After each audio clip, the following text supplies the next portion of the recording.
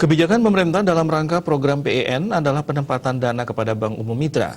Terkait hal ini, Otoritas Jasa Keuangan atau OJK Regional 8 Bali Nusra berharap bank umum yang masuk dalam kriteria Bank Umum Mitra serta berlokasi di Bali melakukan peninjauan kembali untuk mengetahui kecukupan dana yang akan disalurkan kepada debitur-debitur di Bali. Otoritas Jasa Keuangan OJK Regional 8 Bali Nusra, Elianus Pongsoda mengatakan, apabila jumlahnya dirasa belum mencukupi agar menyampaikan ke kantor pusatnya dengan harapan dapat diberikan alokasi tambahan di Bali.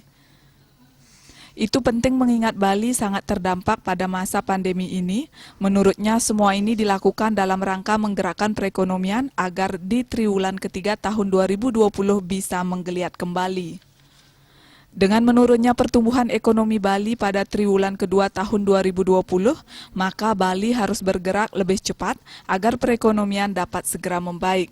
Selain kebijakan restrukturisasi kredit, mengingat pandemi COVID-19 ini sangat berpengaruh terhadap pertumbuhan ekonomi baik secara nasional maupun Bali, maka pemerintah melalui Kementerian Keuangan menerbitkan Peraturan Menteri Keuangan PMK 85/PMK.05/2020 tentang tata cara pemberian subsidi bunga atau subsidi margin untuk kredit, pembiayaan usaha mikro, usaha kecil, dan usaha menengah dalam rangka mendukung pelaksanaan program pemulihan ekonomi nasional. Tujuan diterbitkannya PMK ini adalah mempermudah UMKM untuk mendapatkan fasilitas subsidi bunga yang disediakan pemerintah. Untuk memperlancar penyaluran subsidi bunga kepada nasabah UMKM, diharapkan kendala-kendala teknis yang terjadi dapat diatasi.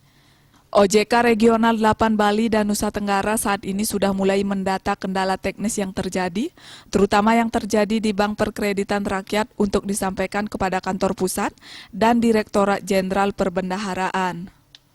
Ia pun mengajak semua pihak untuk bersama-sama bekerja keras, gotong royong, dan sinergi dalam mensukseskan program PEN sehingga dapat membantu UMKM serta menggeliatnya kembali perekonomian di Bali. Suardika Bisnis Bali melaporkan.